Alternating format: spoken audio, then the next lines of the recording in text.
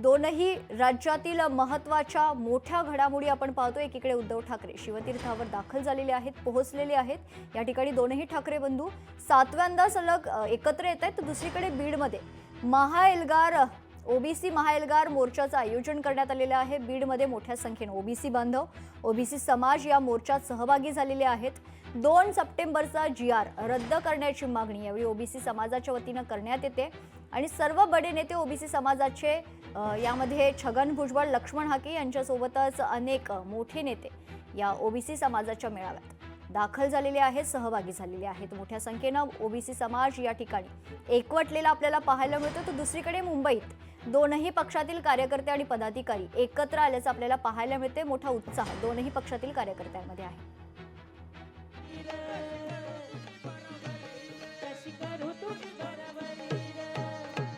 आमचं बिराड बीट भट्टीला आणि आमच्या रक्ताचं पाणी तुझ्या शेतीला, आमच्या मरणाचा वास हा इथल्या मातीला, आणि हाय कवडीची किंमत आमच्या जातीला।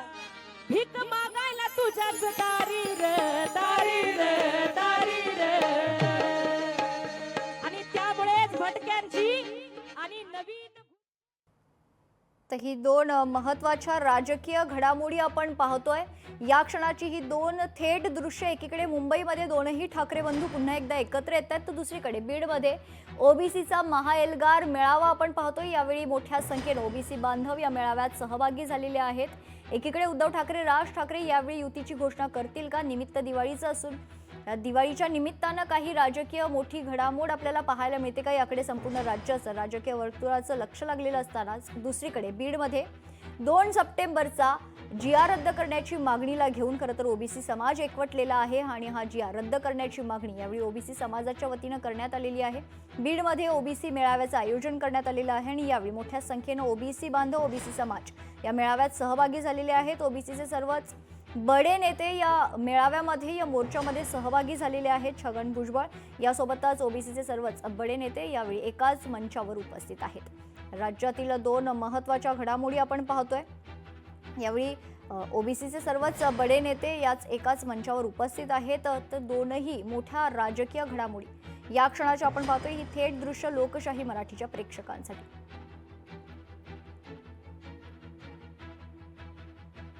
मनसेच्या दीपोत्सवाचं हे 13वं वर्ष असून 17 ते 26 ऑक्टोबर दरम्यान हा दीपोत्सव साजरा होणार आहे। याच निमित्तानं शिवाजी पार्क परिसरात आकर्षक रोषणाई आणि कंदिलांनी सजावट केली गेली आहे। या दीपोत्सवाचं मुंबईकरांमध्ये विशेषतः तरुण पिढीत आकर्षण आहे।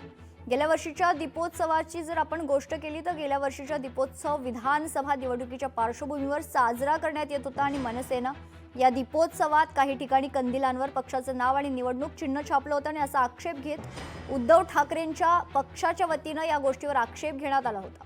या सर्व संदर्भात सविस्तर माहिती जाणून घेऊयात। आमचे प्रतिनिधी स्वप्नील जाधव आपल्यासोबत पुन्हा एकदा जोडले जात आहेत। स्वप्नील, आपण जर गेल्या वर्षीचा दीपोत्सव जर पाहिला तर तो काहीतरी वेगळा होता, कारण ज्या पक्षाच्या वतीनं खरं तर या दीपोत्सवावर आक्षेप घेण्यात आला होता त्याच पक्षाच्या पक्षप्रमुखांच्या हस्ते आज या दीपोत्सवाचं उद्घाटन होणार आहे। स्वप्नील,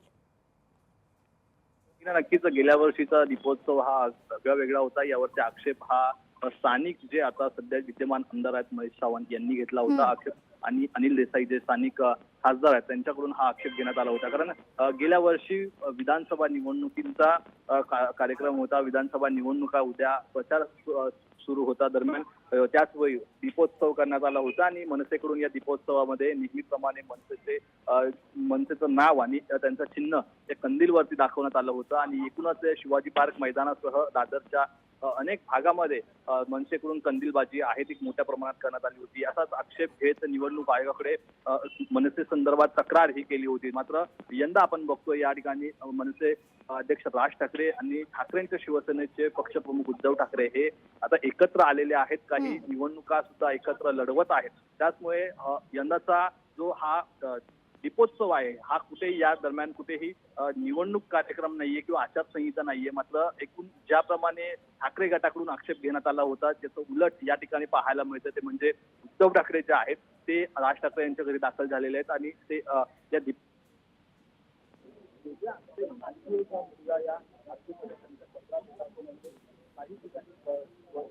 वरती झाडांवरून जे आहे ते विद्युत रोषणाई करण्यात आली होती. या संदर्भात सुद्धा एक मुद्दा उपस्थित करण्यात आला होता. मात्र यावेळी जो दीपोत्सव करण्यात आलेला आहे याचे कुठेतरी गोष्टींचं पालन करून या ठिकाणी विद्युत रोषणाई जी आहे ती करण्यात आलेली आहे. झाडांना कोणत्याही प्रकारे इजा पोहोचेल अशा प्रकारे या ठिकाणी कुठल्याही विद्युत रोषणाई जी आहे ती करण्यात आलेली नाहीये. प्रत्येक ठिकाणी त्याची सर्व काळजी घेण्यात आलेली आहे. त्यामुळे दीपोत्सव हा वेगळा आहे आणि याचं उद्घाटन जे आहे ते उद्धव ठाकरे यांच्या हस्ते होत आहे. निश्चित. धन्यवाद स्वप्नील, आपण दिलेल्या सविस्तर माहितीसाठी. तर दोन महत्त्वाच्या राजकीय घडामोडी आपण पाहतोय. मुंबईत दोनही ठाकरे बंधू दीपोत्सवाच्या निमित्तानं पुन्हा एकदा एकत्र आलेत. तर दुसरीकडे बीडमध्ये ओबीसीचा महाएल्गार मोर्चा मेळावा संपन्न होतोय आणि यावेळी छगन भुजबळ यासोबतच धनंजय मुंडे आणि ओबीसीचे मोठे नेते या मोर्चात या मेळाव्यात सहभागी झालेले आहेत. हिंदी सक्ती विरोधातील एकत्रित भूमिकेनंतर आता मुंबई महापालिकेच्या निवडणुकीसाठी खरं ठाकरे बंधूंची युती होण्याच्या चर्चेलाही अधिक जोर मिळालाय. अलीकडेच गणेशोत्सव, वाढदिवस आणि कौटुंबिक भेटीतून जवळीकही दिसून आली असून मतदार यादीतील घोळ या विषयावरही ठाकरे बंधूंनी पुढाकार घेतला होता आणि त्यानंतर आज दीपोत्सवाच्या निमित्तानं दोनही ठाकरे बंधू पुन्हा एकदा एकत्र आलेत.